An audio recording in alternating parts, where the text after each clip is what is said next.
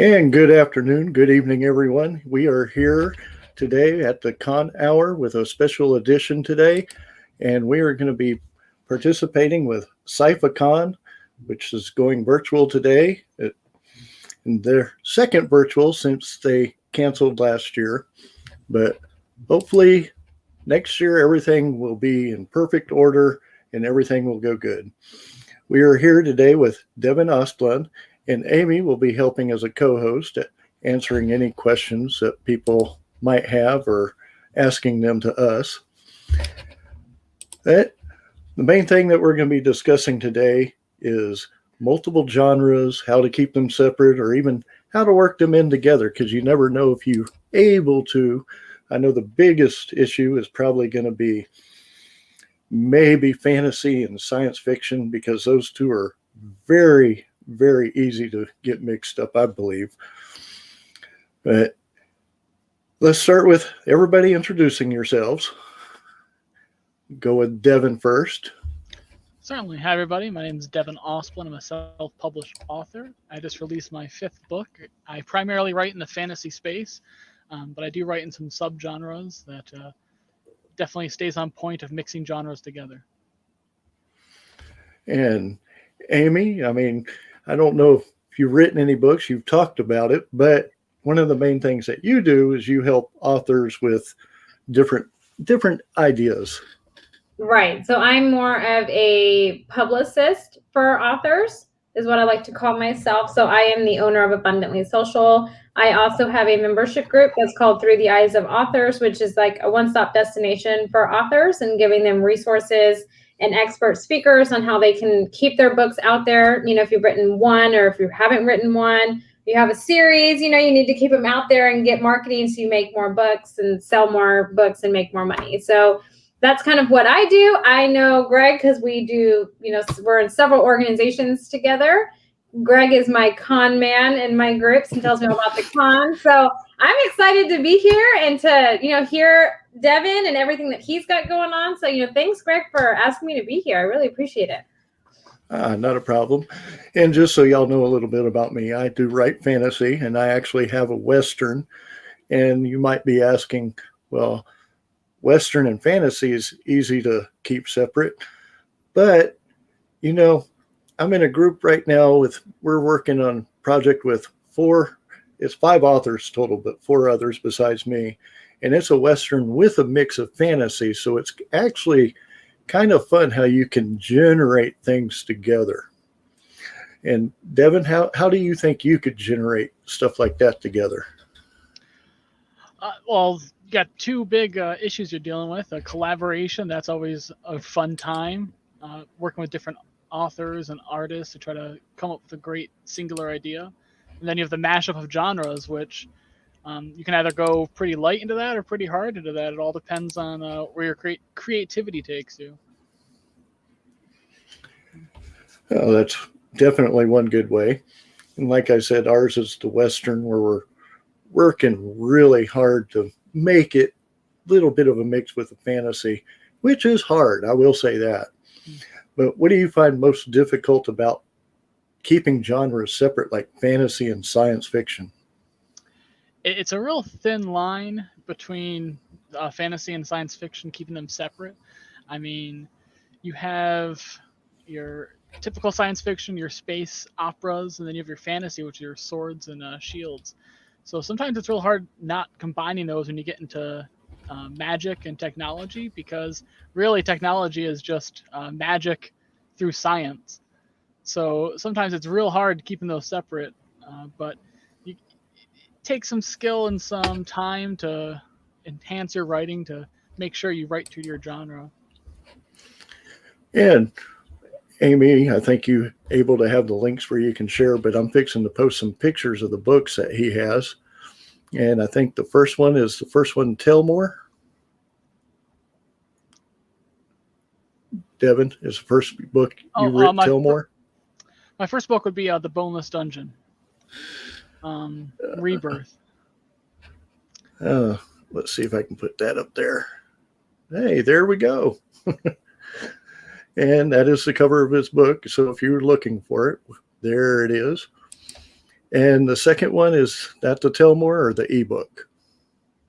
I think it's the ebook. It would be the Boneless Dungeon, the sequel. Yeah, Experiment. Ah, there we go. It's book 2 in that series. And then the third one will be Tell More Front. The Arbiter Midgard, that one just released.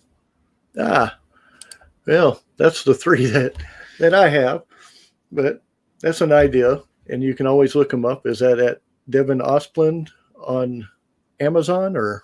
Yep, I write under my name. I wasn't brave enough to use a pen name. And the other one that the one that I have, of course, y'all know, is Tess, Law Woman of the West. And then I have the Alonica series, which Alonica Rise of the Dragonaires is the first one. And then the second one is Alonica Splitting Heirs. And hello to a Facebook user.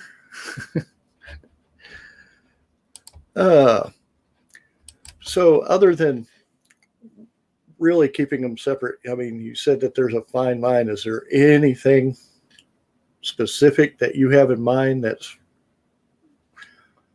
I mean, to everybody, I mean, the fantasy, sci-fi mixed together is, I think you would probably say your Star Wars with your lightsabers, because, I mean, that's a bit of a fantasy using the Force along with the science fiction technology. That's actually a pretty interesting idea, that comparison you brought up with Star Wars. That truly is kind of a good mix of sci-fi fantasy when you really boil down. Because like you said, the Force is just the same thing as magic, and then you have the laser sword fighting, but then you also have spaceships. So it's actually a pretty good example you brought up of mixing two genres together successfully, in my opinion. Go ahead. No, that's it. That's all. I've just agreed with him. Like, it's done wonderfully. He's not a Star Wars fan, you know? Who doesn't? We do have a question, though. They want to know, how long have you been writing? I guess for both of you. So, Devin, you want to go first? How long have you been writing? Sure. I released my first book in September of 2019, but I started writing probably beginning of 2019. So it's been almost 2 years now. Wow, so you're new. And how many books do you have? Just released number 5. Oh my goodness. That's like what? Done that in 3 years? 2 years? Yeah. Oh my Lord. And here I am. I've worked with authors forever and I have yet to put out a book. You're making us look bad, Devin. Stop it. Strap down and get it done. No, that's amazing. Good for you. Greg, how long have you been writing, man? I think I'm going on 5 years now, maybe 6. Oh. And I have 3 books, 2 novels and 1 novella. So, yeah. I mean, mine come out every, I guess, 2 years apart, average. Yeah. Well, you have a lot other too, though, because you got audiobook and stuff like that. So, I mean, if you don't have a new book coming out, you have an audiobook of tests and all that. So, man, that's awesome. I guess I need to get to writing a book. I know everyone through the eyes of authors would just love it. They've been trying to get me to write forever. So, but my grammar is awful. It's awful, my grammar. So. That's what you have editors for. You don't want to see my rough draft. Grammarly is my editor company for my emails. That's for sure. But what got you into writing, Devin? I know me and you talked a little bit about this yesterday as we were discussing the show. Yeah, believe it or not, it was my grandmother. I wanted to write something that she could read and we could kind of bond together with. She helped raise me and my siblings. She's like my mother. And she was diagnosed with cancer a few years ago. So I wrote to see if I could get it done before she passed. And I did complete the book, my first book, about 3 weeks before she passed away. Unfortunately, she did not get a chance to read it. No. But I like to think that she's reading it above. And she's continued with my author journey. But it was really my family. You know, I just really wanted to write something. My wife inspired me a lot. So it's been really good. Well, I have to say my wife does do a lot of assisting me, and she gives me a lot of the ideas that run through my head and actually helps me working on progressing on other stories. And she's pushing me. She's like, I've given you ideas for your next book. Go ahead and start writing it. And it's like, whoa. Yeah, I love it. I love it. You guys have all these, women that influence you, and I think that's wonderful. So we have another question. They want to know what perspective do you write most often? Is it from females, male, back and forth? Which one? Who wants to take that question first? I'll go first. I mean, you have Tess, Law Woman of the West, so there you have your female perspective because it's mainly all about her. And what I did with her is we had her story as it goes through, but you had flashbacks into her past, which helped move along to the next chapter. Right. Now, with my fantasy books, I have like 5, 6, 7, even I'm getting to the point where it's getting to be a lot of main characters. So somebody's going to have to die off. Oh, no. I hate it when people kill characters. Stop it. Can't we all just live and be happy? Good. But you do have your perspective from males and females in my fantasy. So it really depends on that part of the story. Okay. Devin, what about you? I've written primarily from the male perspective. My sister just had her first kid, who was my niece. So I'm writing currently a new book from a female perspective. It has a lot of female empowerment in it. Takes place, just a brief summary. In the future, everyone has superpowers, but the one person born without them is this young girl. So she's powerless in a world full of the powered, and how she is empowered to fight against people stronger than her. And so I'm trying the female perspective, but sometimes it can be hard. I feel like I write females pretty badly, although I try really hard. Yeah. Hey, at least you're honest about it. At least you're honest and you understand. So, do you get like other women, like point of views and input and stuff to kind of help you? Like, is this kind of where it would go? I feel like you'd have to do that a lot. Yeah, that's where the wife comes in to help. I definitely have female characters in the books, and some key characters are females, but I always have the wife read over those lines to make sure I'm not sounding too crazy.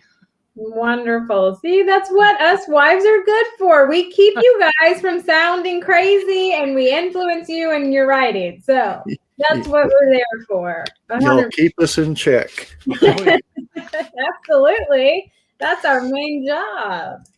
But the other thing, which is good to have when we're talking spouses, is you also get a perspective. If they're reading something and it's like, I think when I was first starting out with Alonica, I had written down, it's like, she came out with her flowing dress. And my editor, who's also my aunt, actually, and my wife both asked me, well, what color was the dress?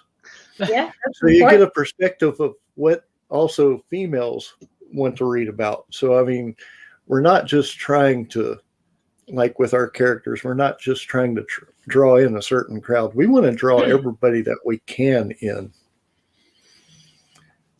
And that brings up a question I may have for you, GM Kelso. How much of your family and your wife read your books?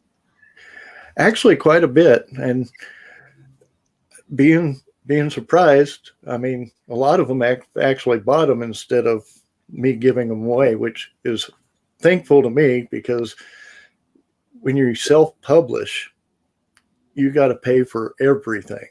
Mm-hmm. You got to pay for your advertising. You got to pay an artist, an illustrator for your book covers. You got to pay, your editors, which I probably owe my editor a dinner since it's my aunt. Yes, you do. Yes. But self-publishing, you really got to concentrate, and critique groups, they help. Mm-hmm. And how about you? My father and brother read a lot of what I write.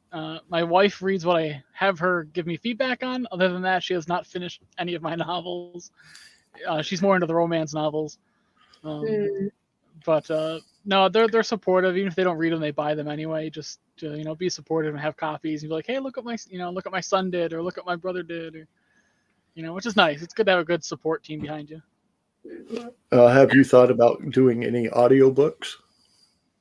Oh yeah, actually, I believe it or not, my written books do okay, but my audiobooks, I've released all of my titles on Audible, and they've actually been where I've made most of my success. Do you read them yourself, or did you hire somebody? As creative as I can be with writing a book, I am not as creative as I need to be to record them. So I hired out, but I've worked with some great narrators in my track record. Zura Johnson comes to mind. She's fantastic. She read my Boneless Dungeon series. She got nominated for Best Female Voice Actress last year from the Independent Voice Awards. She is just fantastic. I got to figure out how to get that in there, because the one that I use is Tess Primack, who's a Broadway actress, and she has done wonderful. And I think she actually, on episode 1, we had her on here with L.M. Mann, who she actually read L.M. Mann's book, The Nightmare King, which glad to have them with us. But the other thing that we wanted to talk about is programs to help authors. And this is where we're going to turn it over to Aimee with one of the things that she does to help promote authors and get them started. I'm excited to hear more about this. You guys are so kind, so kind. You just want the attention off of you. That's all it is. No, so I actually run it's a membership for authors, and I mentioned it a little bit earlier. It's called Through the Eyes of Authors. And like I said, it's a one-stop destination that kind of provides you with all the resources of all the different things that are trending for authors, different ways to get out there to keep your book in the forefront of readers, different avenues to go down to get reviews and make more sales, and just be creative as an author when it comes to marketing. So especially if you're self-published, you're doing all of it yourself, and it can feel very overwhelming. And so our main goal there is to take the overwhelm away and just provide you with all the resources and the experts that you need to be able to be successful at being an author, right? Because it can be really difficult. You'd rather just write and get your books out there and have someone else market it.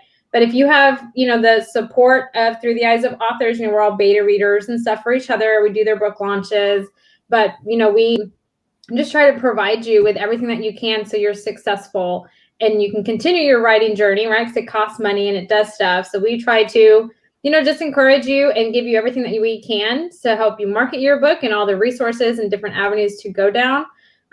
Like I said earlier, it's a part of Abundantly Social. So I am a publicist. For those of you that know Sandy Lawrence, I took over her company when she decided to switch gears in January, pretty much. So she decided to semi-retire, focus on doing podcasting. So I took, everything kind of over for her. So I am a publicist. We do have different bundles and stuff that we help you kind of get the word out about your book in the best way that we can. So, it's been fascinating. I've worked with authors for 10 years and other small businesses and stuff, but we just kind of like hearing the stories of authors, the passion behind whatever genre they decide to write. Some of them dabble in all, some are I'm only going to do romance, and it's interesting to hear how the stories come about and their inspirations and just their passion for writing come about. And so we really just enjoy it. Greg comes, and I love hearing all about the different Comic-Cons and cons that are going on and where he's going to be. This is the busiest man I've ever met. That's why he's my con man, and I love it. I love him to death. And so it's just, we have fun, but we support each other. And, I just feel like authors need all the support that they can get to be successful. And so, we do our best to provide you with that. That's what we do. Awesome. And Devin, I think you have something. And just so y'all know, at the bottom of the screen, I do have my little banner flashing across. Forrest Getter was not able to be here today because he has a sinus infection, and we do miss having him here.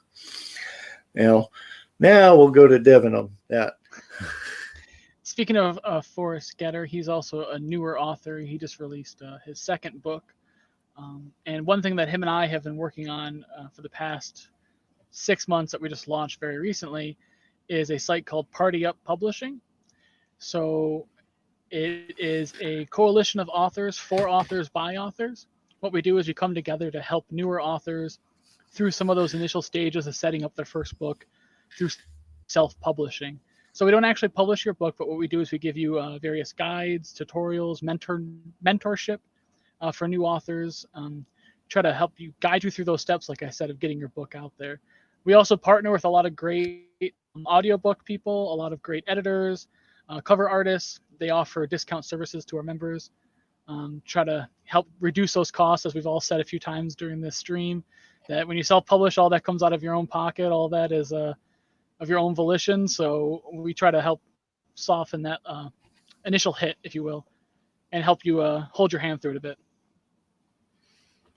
Yeah. You can find out a lot more on our website. Well, the one thing that I also do is not only do I do the podcast, which the Con Hour, which hopefully I'm working on making it as bigger and bigger as I can, but I also run a group assist in running a group called Authorology. And we have authors, we have publishers, we have editors, we have illustrators, anybody you can think of is in that site, and we are there to help. We have writing rooms. I think you can find us at authorology.org, if I'm not mistaken. Mm-hmm. And I have a lot in my head right now, so forgive me if I'm wrong on anything, but Joanna Jordan and Fern Brady and a bunch of others are part of that team. And we're working to make things easier for authors. We actually have classes that deal with conventions, critique groups, anything that you can think of. And I think we have a question up here. That's a long one. And I can't tell. So the main question that they have for all of us, but I'm going to let Greg, you and Devin answer this one, is when you're an author, what kind of questions should you be asking, when you're finding a publisher, and you're kind of bouncing around looking for the best fit? What are some of the questions as an author you should be asking them? Devin, you want to go first, and then I'll back Sure. that up, or you want me to go first? No, that's fine. When I was writing my first book, I did try to go the route of publishing initially. So I did a lot of research into, what I should be asking different publishing houses if I consider a publishing contract. And a couple of things that always popped into my head that I thought were big ones were honestly retaining the intellectual property of my characters and story was a big one for me. That way, if I wanted to keep writing or writing side stories or changing my characters up. Another one is, how helpful can they be for you? Look for one that has resources that benefit you. Maybe you don't have an editor, you really need a good editor. So you should ask what kind of editing work they have. Maybe ask for references, some books they've published that you can look into and kind of see the quality of their work. So ask as many questions as you can, but intellectual property was a big one for me. I wanted to retain, possession of my characters, their images, things like that. Yeah, Definitely. Copyright is the main thing right there. And before you even go to a publisher, if you want, and I know they'll say they disagree with this, but you can actually, it depends on the company. Find out if they're going to do the copyrights and give it to you, or if they're going to keep the copyrights. Mm-hmm. What I would do if it was me, if I wanted to retain the rights, is I would go to the Library of Congress and do my own copyright of the book and then say, hey, I got the copyright. Are you willing to publish it? I mean, the one thing is you don't want to go publishing the book. This is a big no-no for them. Don't publish the book and then take it down and say, hey, here it is. Because trust me, they know if it's been published or not. They can find out. The other thing is if you're looking for a publisher and you want to send it to several people at one time, a lot of these publishing companies say, do not send to another publisher until after we've read it. And that could be anywhere between 6 to 8 weeks. So, I mean, you're talking about a time process, a very long time process. One of the things that, like I said, of authorology, there are, I want to say independent publishers, small press publishing, which not all the times are they actually looking for stuff, but always find out if they're looking for something. That's the main thing. And if what they're looking for is what you are writing. Because believe it or not, there's a big difference between fantasy and urban fantasy. I mean, Yeah. your urban fantasy is going to be more of your vampires and werewolves and stuff like that, when your fantasy is dealing with dragons and magic, elves. So, I mean, there is a difference between fantasy genres. And that's one of the biggest things, I think. Find out about the publishing company itself, like he said. Find out what type of works they've done. See if they have a list. Most of the websites that they do, they have a list and the name of authors that they represent. You could And even. that's about it for that question that I can think of. Well, I would also ask, like, go ahead, Devin. I was just going to say, I would also suggest, if they have a list of authors, possibly reaching out to them and seeing, how they write, how the experience was with them. Sometimes that's easier with smaller publishers than bigger ones, but that's something I definitely looked into. Yeah, I mean, I would ask that, and then I would ask them how much of the marketing are they going to do in terms, because you're going to have to market yourself, but some publishing companies will assist you in the marketing kind of things. I mean, I would definitely ask that, and then just ask, like they had said about references and things like that, I think are important, and how many books they've published, how long they've been publishing, things kind of like that. Because sometimes, the newer publishers, I don't know, just sometimes it's good to have one that's seasoned and experienced and they kind of understand. And I would, definitely find out if they're a hybrid, traditional, kind of make sure that you go about that route. So another question is, how, if this happens, which I'm sure it's happened to everybody at least once, how do you handle rejection of your work from a publisher? You have any advice on that? Because I'm sure that happens to everybody. So the one thing I can say is you're not alone. Don't feel bad if you get rejected, because it happens to everyone. Even the big New York Times bestsellers, right? I mean, they probably got rejected from 10 other publishers, right? So it's not something that's uncommon. That doesn't happen. It happens to everybody.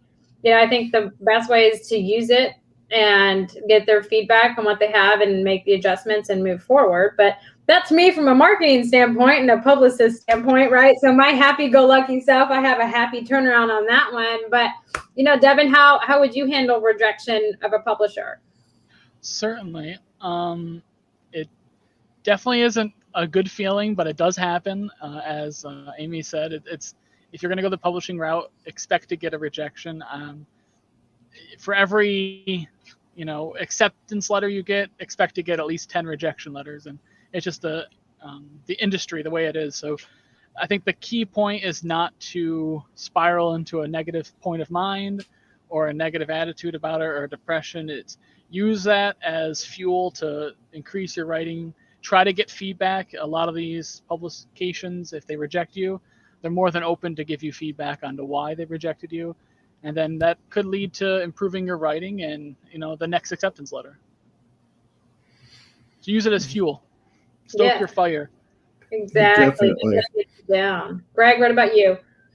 Well, the one thing you have to understand is some of the publishing companies will not even respond back if they don't want the story.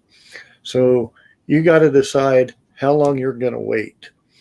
Now, when I first did Elonica, I tried to do the traditional publishing. I think I sent it, I forget to how many places, but I actually had, I would say, a 60% response rate of people saying, we love your book, but we can't publish it.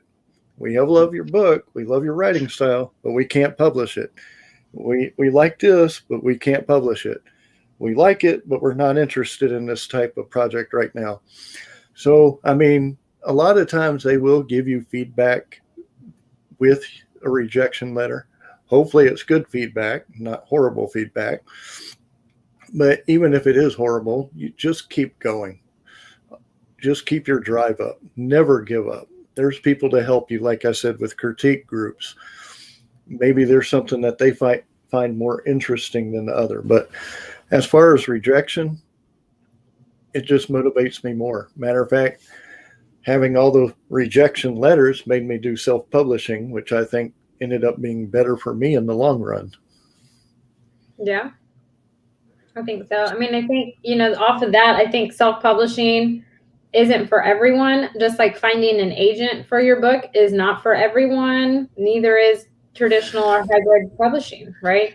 There's so many different publishings out there and options. You have to really kind of find what is the best fit for you, right? So, I mean, I don't know. I mean, that's a good question. How do you know what is the best avenue for you to go down? Like, is it just you've gotten so many rejections, so you're just like, ah, screw it, I'm going to self-publish because this needs to be out there? Or, so how did you guys do it? How do you find the best avenue for you? Well, like I said with mine, getting a 60% response rate when the average response rate is like 10 to 15, even when you send it to all these publishers, to see that many returns coming back. And I did my research. To see that many returns coming back told me I was doing something right.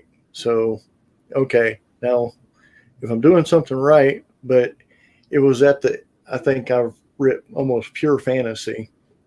And it was at the end of the era of Twilight, which was the urban fantasy. So most of the publishers wanted nothing but urban fantasy. So it's like, you know what? I'm just going to go out on my own. And that's how I decided.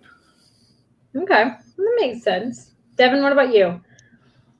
I will agree with your point, GM Kelso. A lot of publications won't even respond. I ended up going self-publishing just from doing my own research. I write in a very niche genre that I know not a lot of publishers are even looking at right now. So that was a big key factor for me to go self-publishing.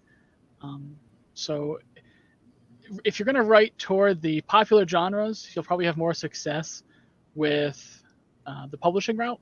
If you write to what's hot, they say. But if you write for what your passion is, and if it's something small like mine is, self-publishing maybe is your best way. And that's what kind of leaned me into that direction was I'd rather write a book I want to read than a book that may sell 1 million copies.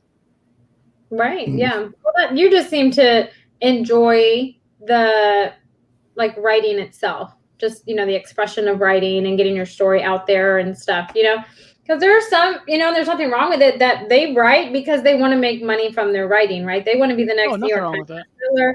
Yeah, there's absolutely nothing wrong with that. But I mean, I feel like for, that kind of mindset, you really got to know that I want an agent and they're going to pitch my book and I'm just going to make all my money back, right? And it's going to be great.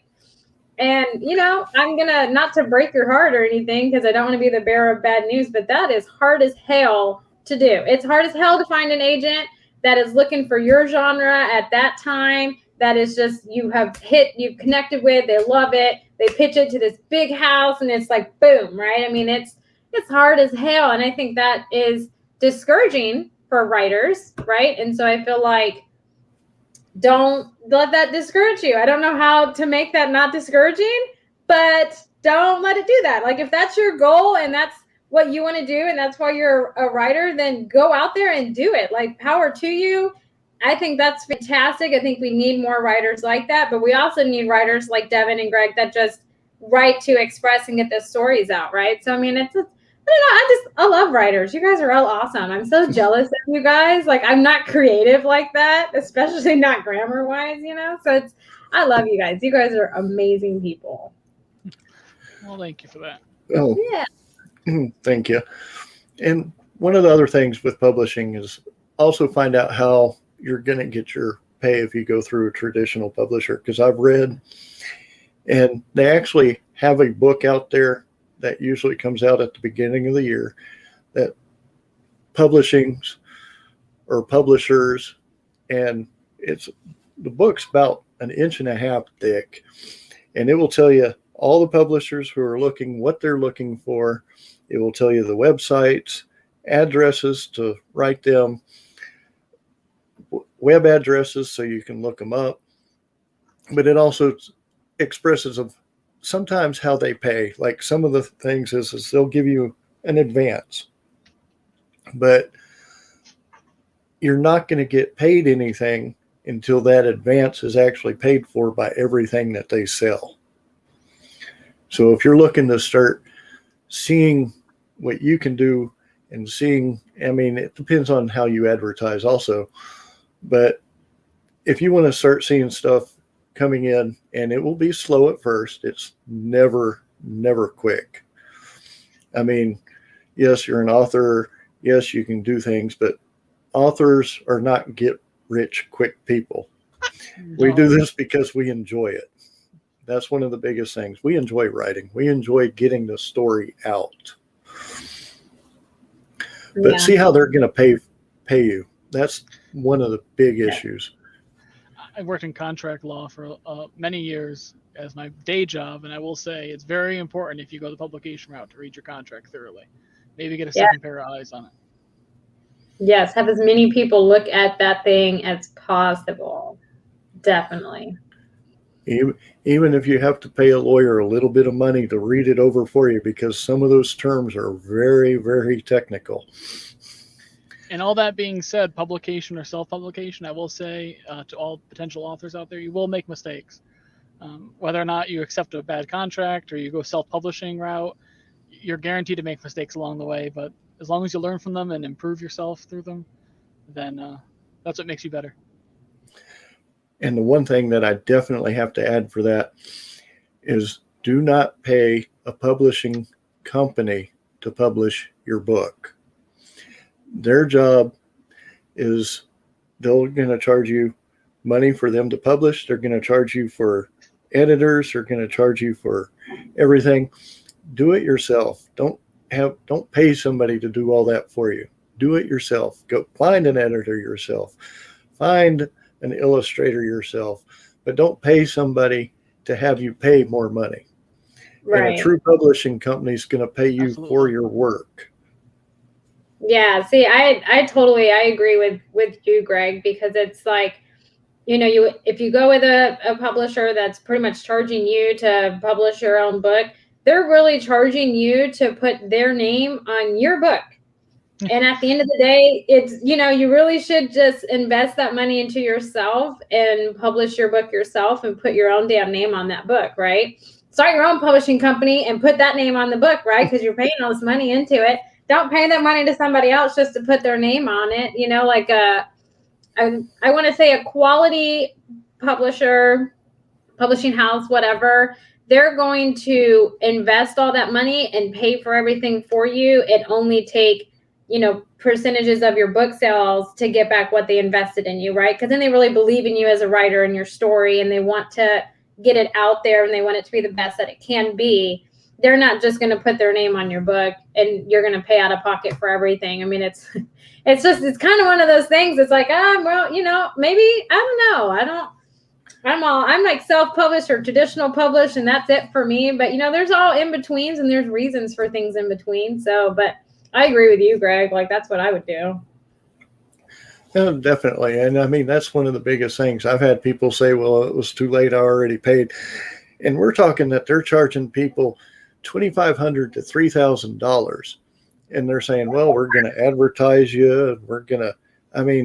That's a little bit much because you're still paying for an editor and illustrator. I mean, do the advertising yourself. It's not going to cost you that much. You can do it through Facebook. I think if you know the right algorithms to put, which it takes a little bit of time to learn. I mean, do it yourself. I mean, Facebook, I think $10, you can reach up to 8,500 people. Yeah, you're going to reach them. Hey, one person might click. 2 people might click. They might like your book. They might leave you a good review, which is candy to authors, people. Big time candy. Those reviews are big time candy. Oh, that's like the biggest compliment you can give to an author is reviewing their book, right? Whether, whatever review you give to them, they're going to take it, if it's, whatever, maybe it wasn't your genre and you give them a 1-star or whatever, they're going to take that and learn from it, right? And then if you give them a 5-star, they're going to do the same thing and apply, the suggestions or whatever you have to their next book. I mean, that is the greatest compliment you could give to an author is, leaving reviews and stuff. But I mean, I don't know. It's just kind of one of those, you were saying, Greg, the Facebook ads and stuff for $10, people. I do social media marketing, okay? And I'm telling you, please don't spend hundreds of dollars on Facebook ads because they're just taking your money. You can get good visibility with $10 to $20 for the month, okay? Like, please trust me. You don't need to spend $500 to $1,000 a month. That's just insane.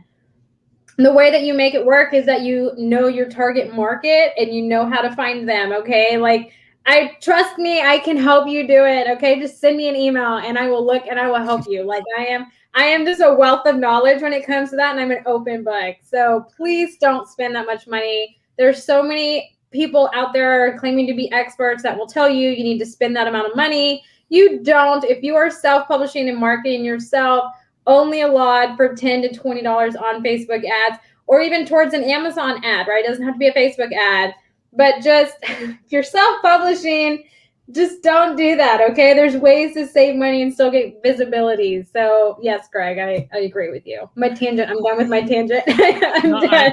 I completely agree. It's all about finding that target audience. And the more you can hone in on that, the more you can improve your, reduce your cost per click.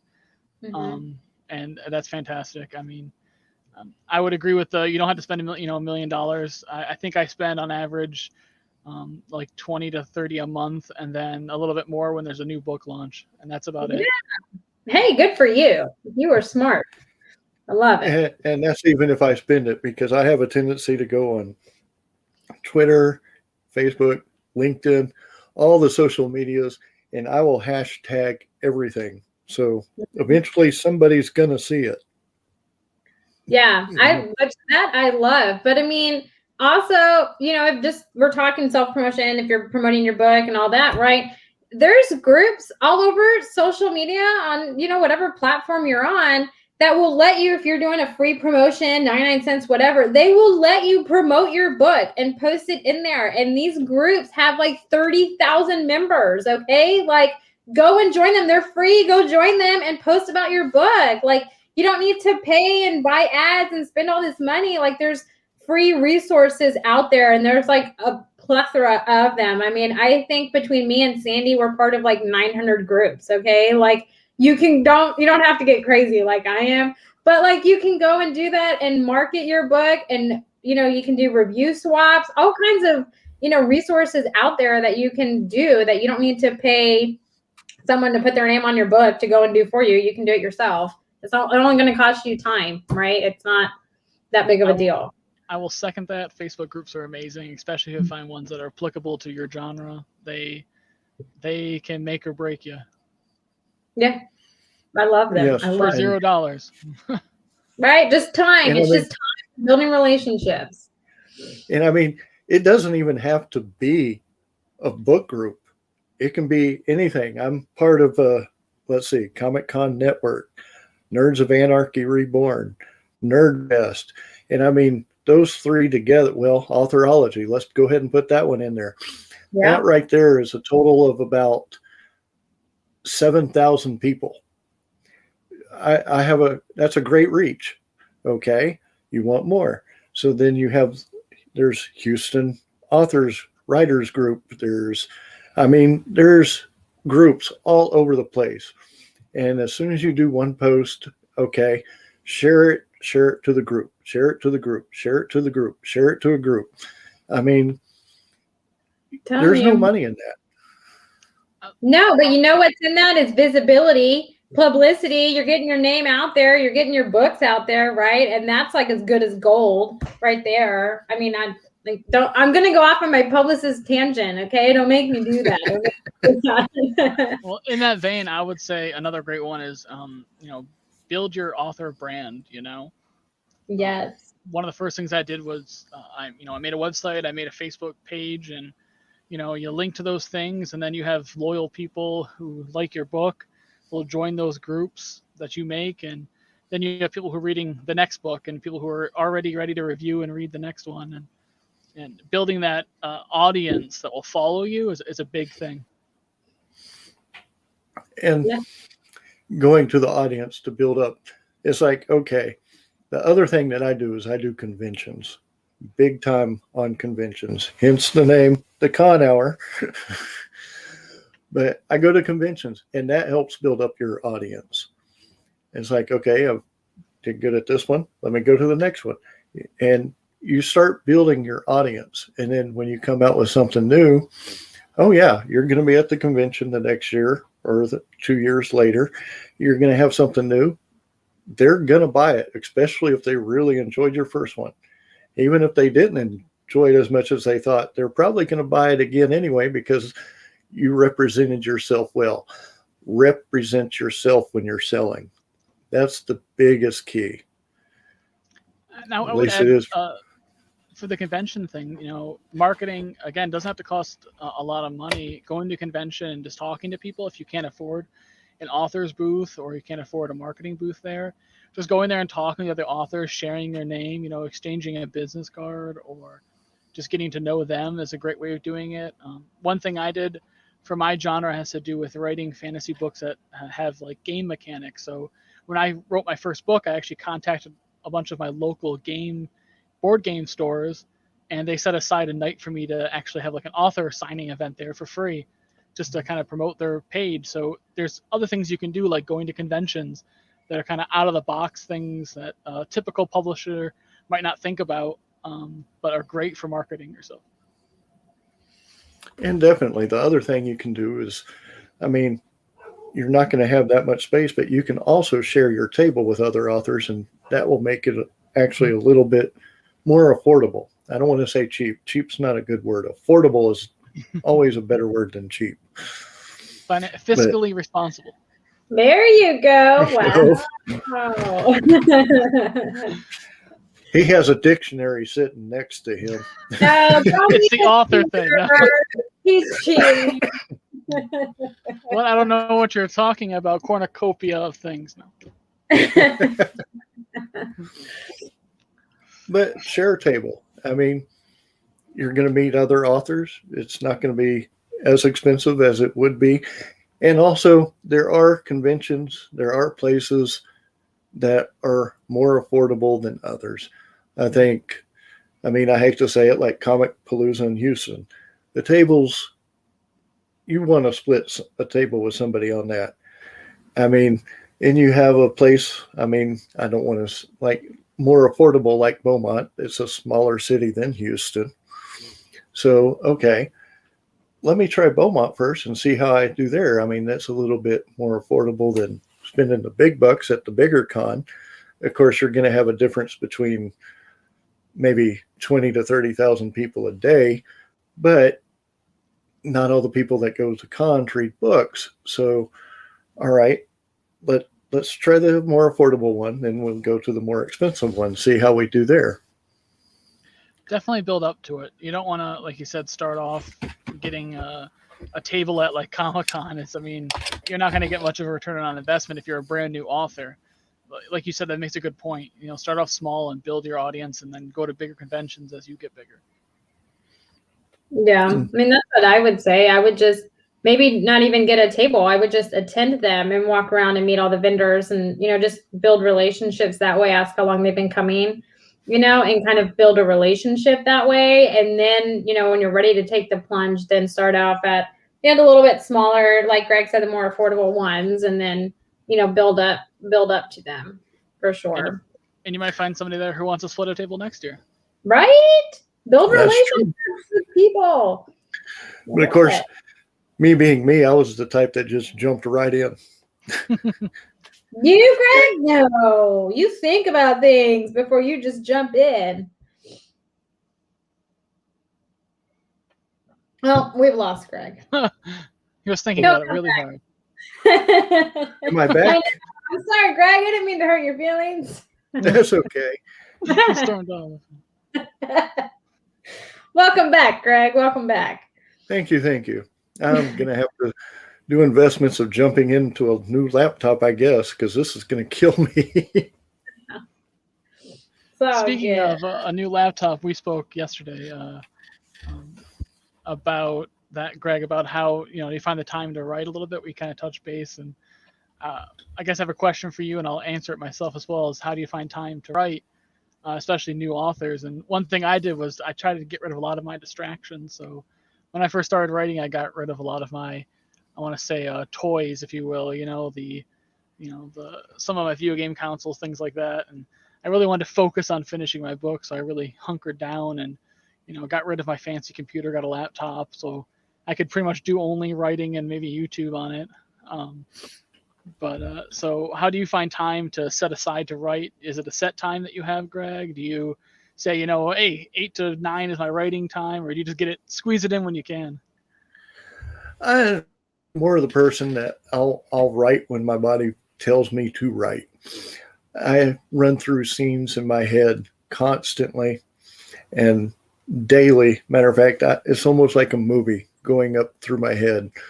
It's like I'll see the scenes in my head. And it's like, do I want to write about that, or do I want to see if there's anything different? And I'll probably do that for about 3, sometimes 4 days. And then it's like, okay, this scene's been running through my head through 4 days. It's been the same each day. Then I'll start, and it's no set time. I'll just sit down and start typing. So I don't really have a set time. Nice. A follow-up to that would be, are you a typical storyboarder, or are you a pantser, as Stephen King would call it? Yeah. You just write at the fire of your pants? I'm right by the seat of my pants. I just go with whatever I'm writing. I tried to do an outline once, and by the time I got to the 3rd chapter, it was time to rip everything up. There was no way I was following that storyline. So no, I write by the seat of my pants. I just go with the flow. Nice. I'm definitely more of Your a turn.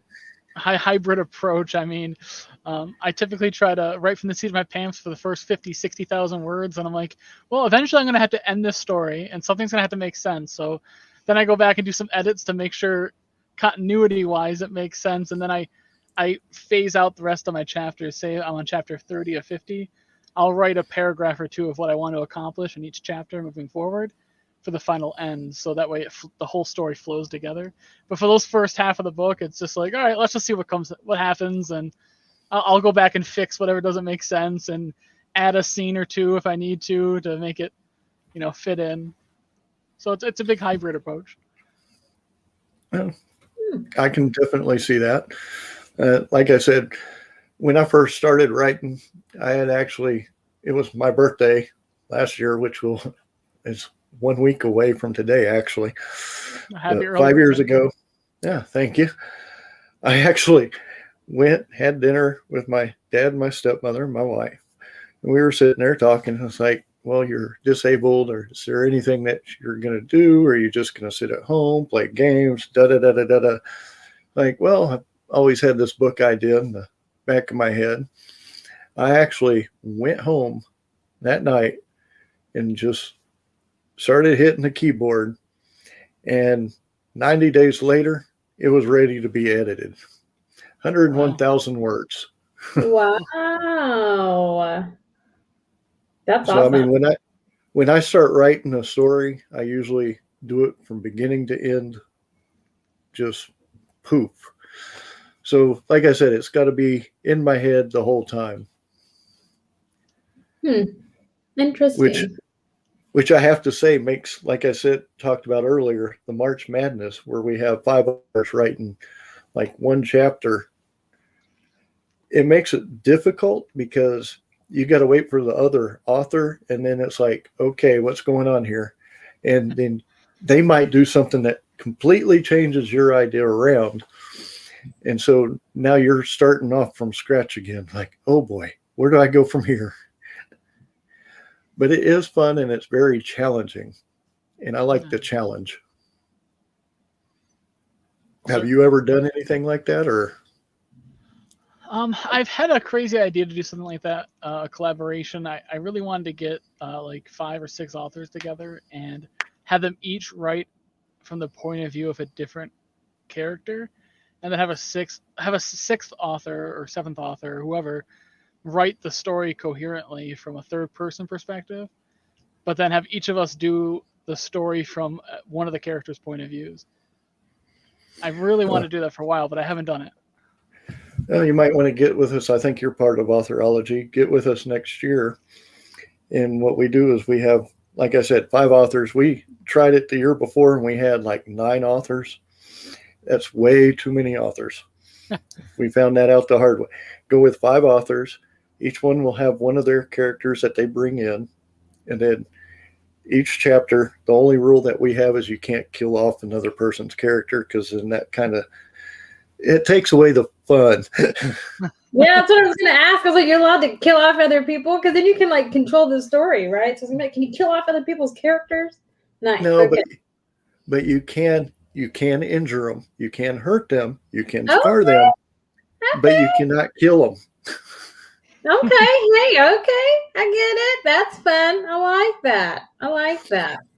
And then I think we actually have 4 of us with our own character. And then the 5th person actually is, you have the antagonist of the group. All the others are the protagonists. So it's quite interesting seeing how everything's coming together with this. On that vein, I don't kill off many of my primary characters. I kill off side characters, but there was one time I killed off a primary character in one of my books, who was like a nicer character. And I just remember the feedback I got from my narrator when he read my book, because he gets it first, because I want to try to have the regular book and the audio come out around the same time. And I remember him sending me an email saying there's a huge mistake in my book, and I got all nervous, and he called me and he's like, "You killed off so-and-so. Clearly you made a mistake. You need to go back and rewrite this. Huge mistake in the book." Do you have the kids' gloves on for your characters, or is it a free game?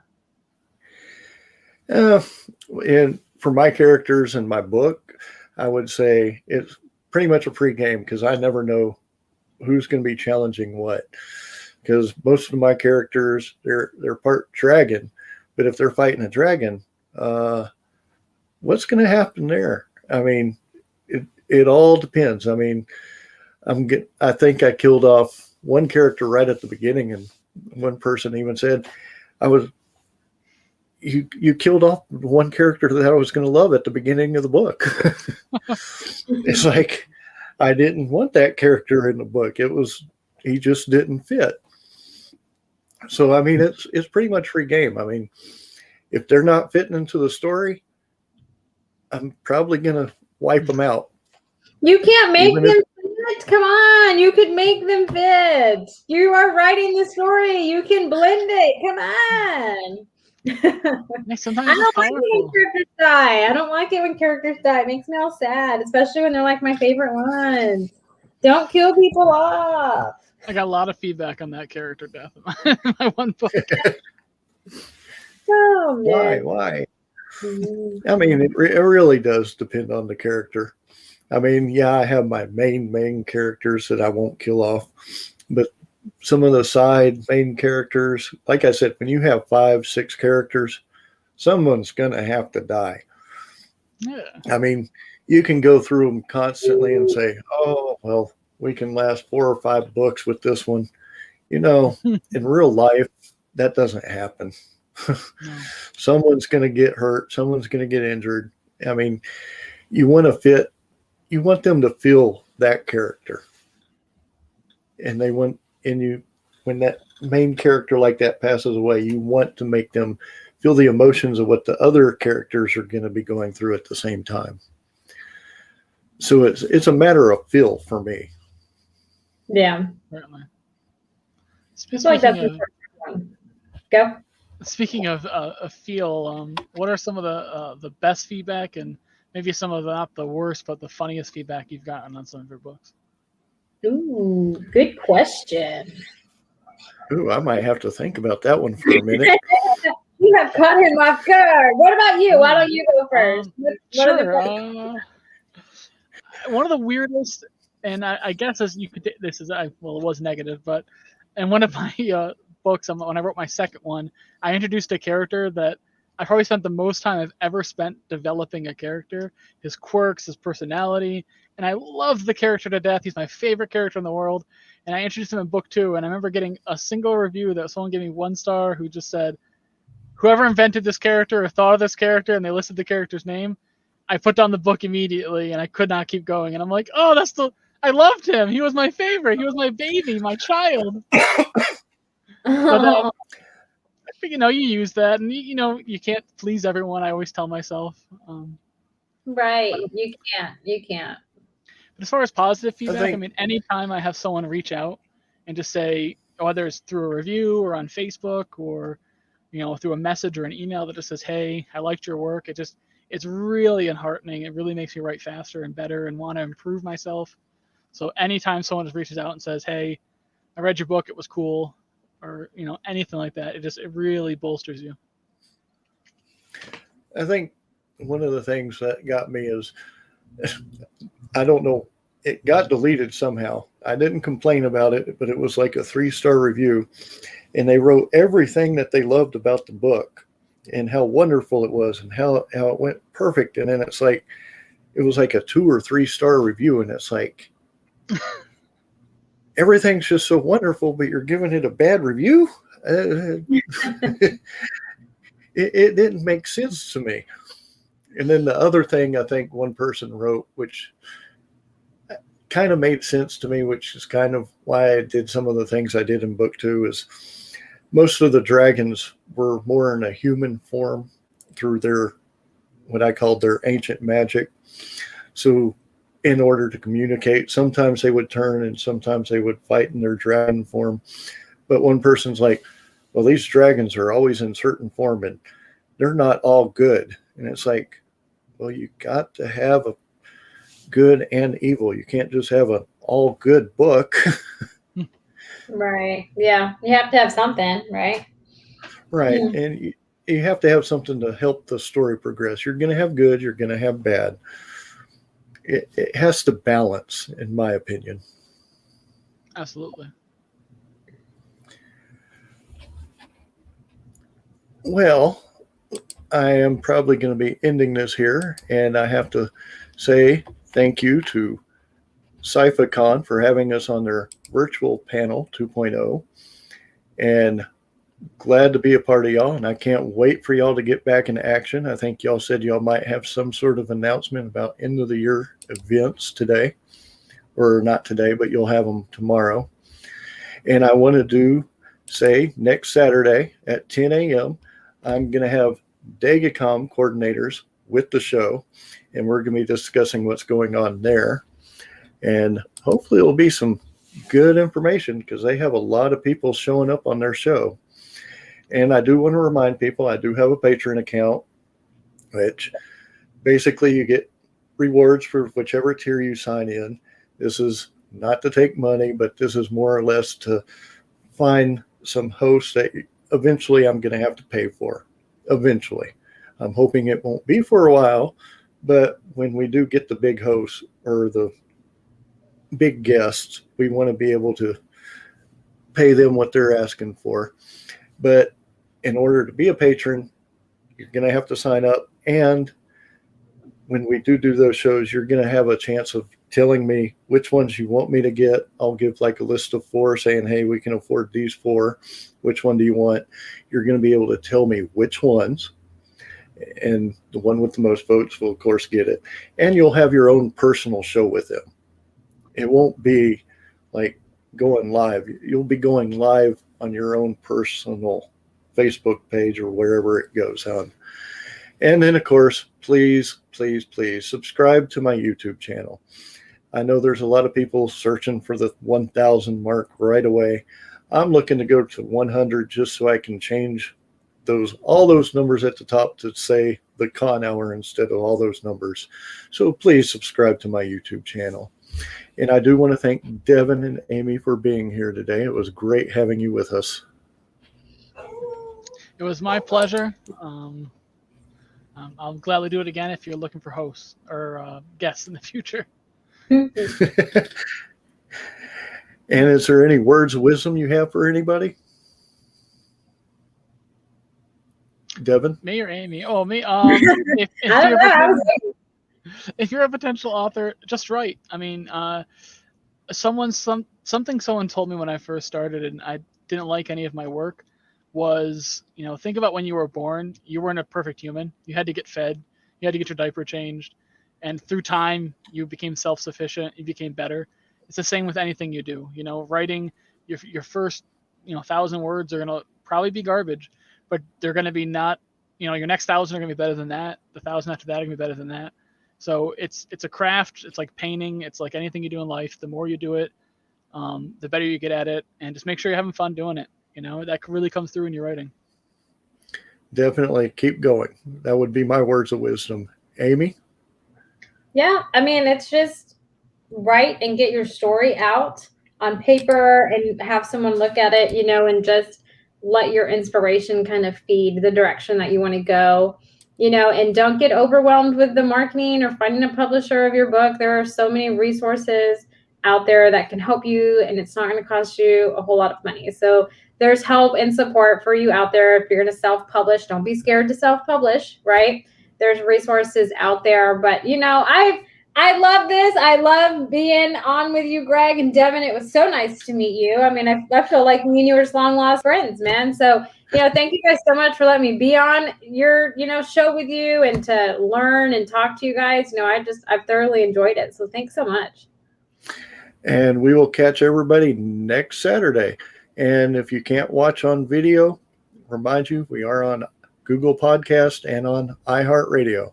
And we will catch y'all later. Bye, everyone.